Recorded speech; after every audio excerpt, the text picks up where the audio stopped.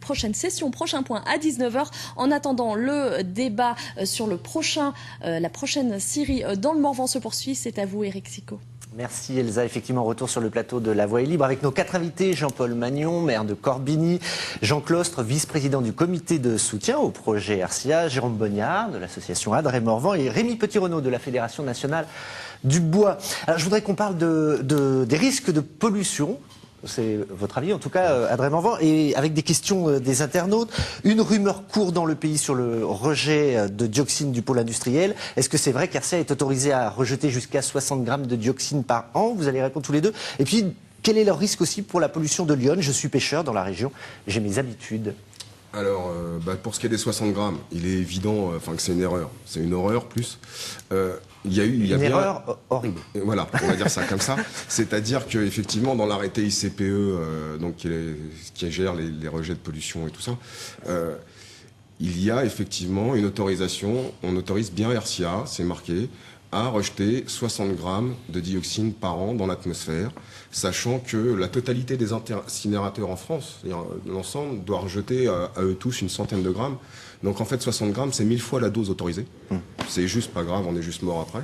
Et ce qui se passe, c'est qu'effectivement, c'est une erreur. Nous, ce que ça révèle, si vous voulez, c'est que ça fait 1 an que nous allons voir les élus, nous avons rencontré l'Adréal, pas seulement Adréal, parce qu'il y a eu, c'est Loire Vivante et des Cavipec aussi. Nous avons été voir les élus, été voir l'Adréal, les administrations, en disant qu'il y avait des erreurs et des choses qui n'allaient pas dans cet arrêté ICPE. À aucun moment on nous a pris au sérieux. Aujourd'hui, les recours sont déposés, et effectivement, dans l'erreur la plus aberrante de cet arrêté, c'est effectivement l'autorisation de 60 grammes de dioxine. Donc une erreur, est-ce que ça met un peu de... Alors, je comprends que ça introduise un peu de doute. Installation classée pour l'environnement, ICPE.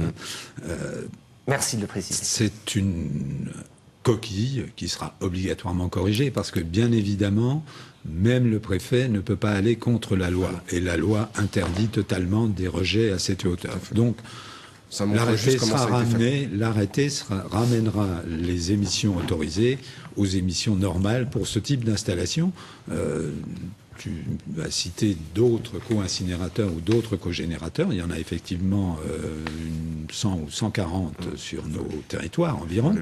Donc on voit bien qu'on n'est pas seul et qu'autour de ces co-incinérateurs ou co-générateurs, la vie continue avec des gens qui ne sont pas plus malades qu'ailleurs. CF confère Vielsam, par exemple. Non, mais il y a une différence majeure. Non, mais tu peux pas dire ça, parce qu'il y a une différence majeure, parce que le combustible n'est pas le même. Dans les rejets autorisés. Dans les rejets autorisés. L'entreprise qu'on a visitée en détail, on y a passé la dernière fois 3 heures. 3 heures pour voir quel type de contrôle était exercé. Le contrôle des émissions de gaz en particulier est à l'instant, en permanence, sur des écrans. Et les gens qui contrôlent ont la possibilité de réagir sur le fonctionnement des brûleurs et des incinérateurs, soit pour les arrêter et passer par des circuits annexes, pour interrompre les émissions polluantes. Il n'y a pas eu d'incident de pollution atmosphérique depuis que l'installation est en place. Aucune. Je vous demande d'être concis. Je vais essayer d'être concis. C'est-à-dire déjà, comme j'ai dit tout à l'heure, la plus grosse différence qu'il y a avec Vielsam, c'est que là-bas, on ne brûle pas des bois peints, vernis, collés. Il ne faut pas oublier qu'à Sardy, le combustible majoritaire, c'est-à-dire 53% minimum jusqu'à 75% utilisé, ce seront des bois non assimilables à de la biomasse. Mais on nous dit non dangereux dans le dossier. Alors, non dangereux. La classification des bois, effectivement pollués, elle est classée en 2 catégories. Les bois non dangereux et les bois dangereux. Les bois dangereux, c'est ceux qui ont été créés aux OT, type traverse de chemin de fer, poteau France Télécom, et les bois recouverts de peinture contenant des métaux lourds. Ces bois-là posent problème, puisqu'en fait, ils sont mis dans les bennes de déchetterie avec les bois peints recouverts ne contenant pas de métaux lourds. Il a été établi par l'ADEME et différents organismes qu'on ne peut pas faire la distinction à l'œil entre les bois dangereux recouverts de peinture contenant du plomb et les autres, et que sur le système de tri qui est prévu, c'est un système de tri à l'œil qui s'effectuera sur le site, donc il est impossible. Voilà, il y a une partie de ces bois qui passeront automatiquement à l'incinérateur, non pas qu'il y aura une volonté de l'industriel de le faire, tout simplement parce qu'on ne pourra pas faire la différence à l'œil entre ces différents produits. Maintenant, je vais revenir là-dessus parce que c'est un point important. Très vite. Le temps passe très vite. Non, je vais aller très vite. C'est que nous, sur Servan, quand on a fait voter le conseil municipal, M. Magnon et M. Poron sont montés ce jour-là, les gens avaient des inquiétudes par rapport au combustible rentrant, par rapport à tout ça. On leur a garanti qu'on ne laisserait jamais s'installer sur la communauté de communes un incinérateur, qu'on ne laisserait jamais s'installer sur la communauté de communes une structure aussi polluante avec des rejets maximum autorisés qui seraient égaux ou supérieurs à ceux autorisés pour l'incinérateur de déchets et d'ordures ménagères de Fourchambault. Or, il s'avère que tout ça c'est faux, puisque vont rentrer dans l'incinérateur des bois peints. Donc ce ne sont pas des bois propres. Les bois propres sont des bois de déchetterie assimilables à de la biomasse. Et en plus, les taux de rejet autorisés sont supérieurs. Donc de toute façon, ce n'est pas le projet sur lequel les élus de ma commune ont voté. Donc Jean-Paul Magnon, vous avez menti à la population, nous dit M. Magnon. Je n'ai pas menti à la population, et c'est bien le projet dont il était question. Les autorisations de rejet sont conformes aux normes, conformes y compris à celles dont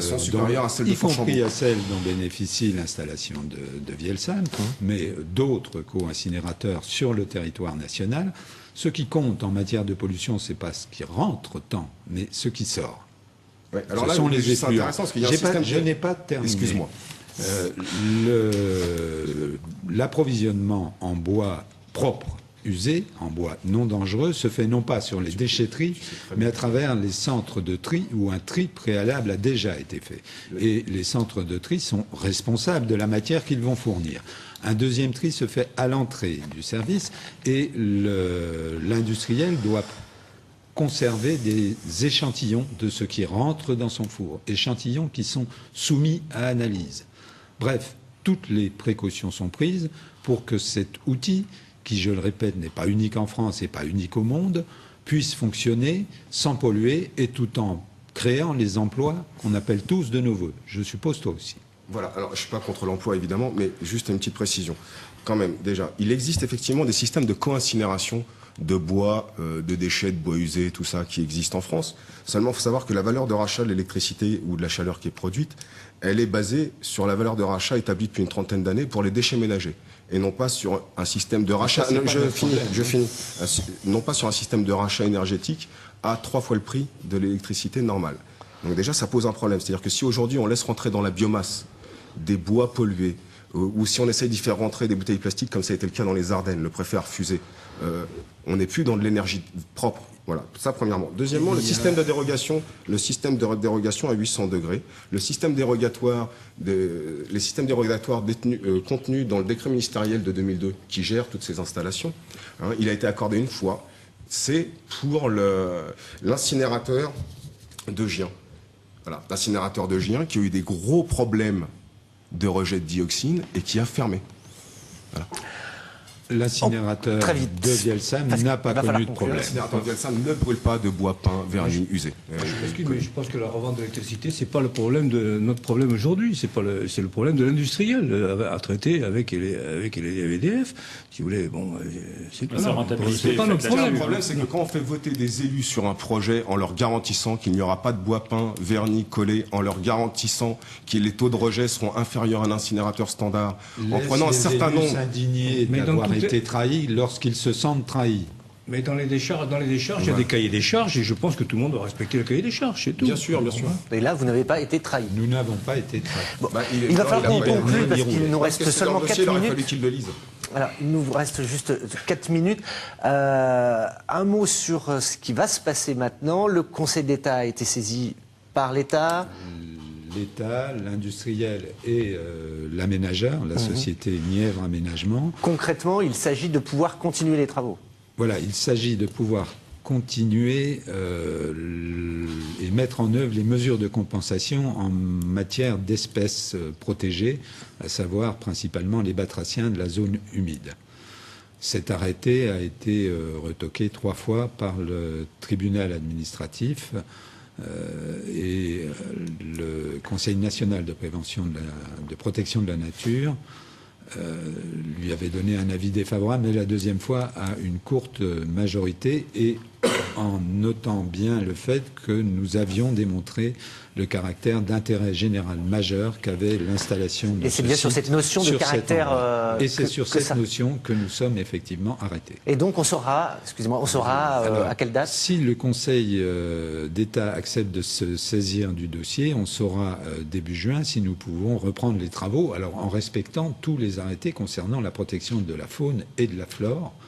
Si le Conseil d'État ne se saisit pas ou valide la décision du juge administratif de Dijon, alors nous devrons attendre les jugements sur le fond qui devraient intervenir à l'automne. Et ce sera respecter le calendrier pour l'industriel, il sera toujours d'accord?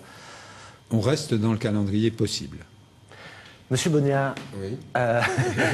dans ce cas-là, si le Conseil d'État dit OK, Le Conseil allons-y. d'État, c'est-à-dire que le Conseil d'État, après c'est effectivement à l'aménageur et à l'industriel de voir comment il se positionne. Si le Conseil d'État décide effectivement de se saisir du dossier et que ça relève de la Cour de cassation, on devra tous repasser effectivement devant la Cour de cassation, que les arguments soient mis en avant et la Cour de cassation tranchera. Soit elle annulera la décision du tribunal, soit elle risque aussi d'annuler l'arrêté concerné. Pour revenir sur l'avis du CNPN, l'avis du CNPN dit qu'il y a eu la preuve de la recherche d'un site alternatif.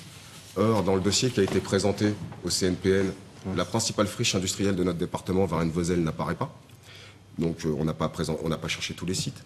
Et deuxièmement, elle ne dit pas que ça relève de l'impératif d'intérêt public majeur. D'ailleurs, cela n'est pas son ressort. Cela n'est pas de son ressort. L'arrêté, c'est plus simple, comme ça très vite, chacun parce qu'il pourra nous reste vraiment très l'interpréter. peu de temps. La Commission a bien noté que l'intérêt public majeur lui a été présenté et que l'absence d'autres solutions a été démontrée. Elle lui a été présentée. Un mot de conclusion, Monsieur Petit-Renaud.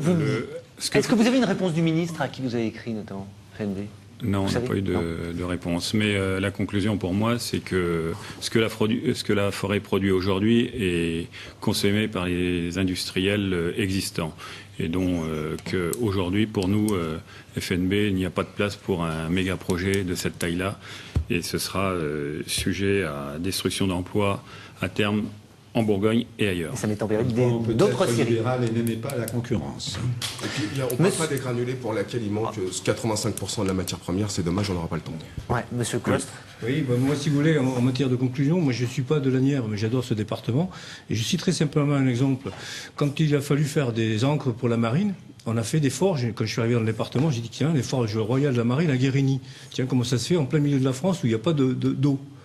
Et ben pourquoi? Parce que le minerai, il était exploité à ciel ouvert tout autour. On a créé l'usine, les fonderies et tout ce qui fait, c'est aller autour à Guérini pour transporter la matière transformée. Et là, on a fait de la plus-value et on a gardé des emplois. Voilà mon souci. Ce sera vous qui aurez le mot de la fin, mais on aura l'occasion de reparler. On a toute la forêt dans Lanière et aujourd'hui, on veut que nos industries aillent ailleurs. Merci. On reparlera de ce dossier sur notre antenne. Ne vous inquiétez pas. La semaine prochaine, nous nous intéresserons à un autre sujet complexe à continuer à discuter, aux relations complexes entre le monde politique et le monde économique. Bon après-midi à tous. Merci de votre fidélité.